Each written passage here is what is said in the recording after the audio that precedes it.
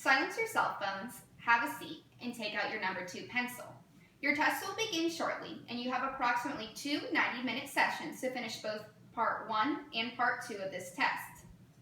These are words that we have been used to hearing since we were in the 3rd grade when we experienced our first standardized test called the FCAT. We used to just have to worry about the reading, writing, and math portion of the FCAT from grades 3rd through 10th. And once you passed that, you were finished with all state-mandated tests. However, over the course of the past couple years, the state and district have moved to administering their own kind of end-of-course exams. Students and teachers are more stressed and underprepared more now than ever. These tests that we are giving hinder what our kids learn, cost a lot of money, and waste a lot of school time with the amount they are being tested. Although some believe that we should have testing, the amount of testing we have is way too much. When will we start to realize that it is more important to teach our kids instead of just making sure they know enough content to pass their EOCs and their FSA tests? When will the testing stop and the teaching begin? Teachers used to be allowed the autonomy to teach.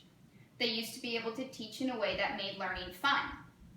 Ever since the districts and states started testing us more, most of this has changed. Teachers now have to follow specific standards set by the state that focuses mainly on what students will be tested on at the end of the school year. Instead of being able to teach students everything they need to learn in order to be successful, they now only get to learn a portion of what they would have before all this testing came into place. These tests often cut out subject matter that we know won't be tested on. A perfect example of this would be in the school year of 2014 to 2015. This was the first year that districts in Florida mandated an EOC for every course from the grades K through 12.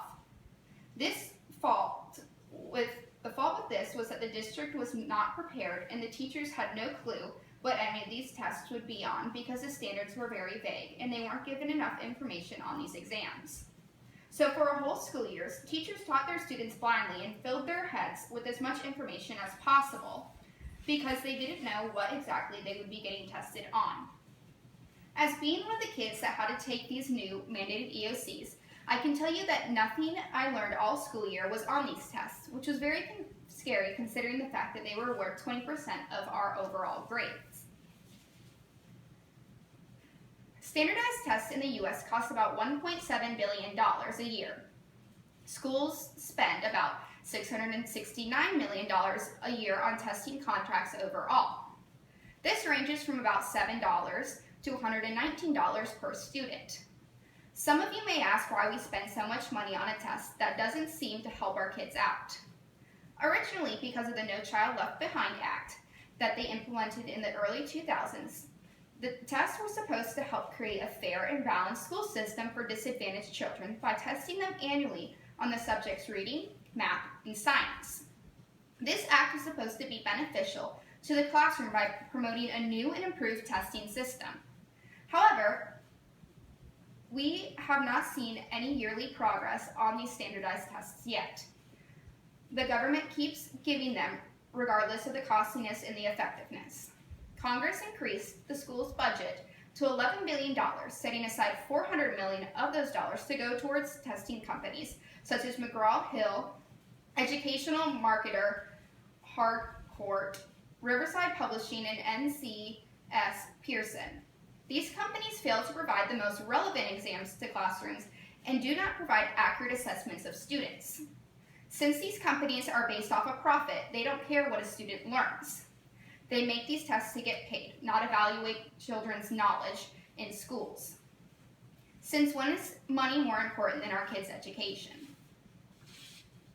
Lastly, between the grades of K through 12, your kid will take about 112 mandatory tests. This does not include midterm and tests given by teachers, and if you ask me, this is a lot.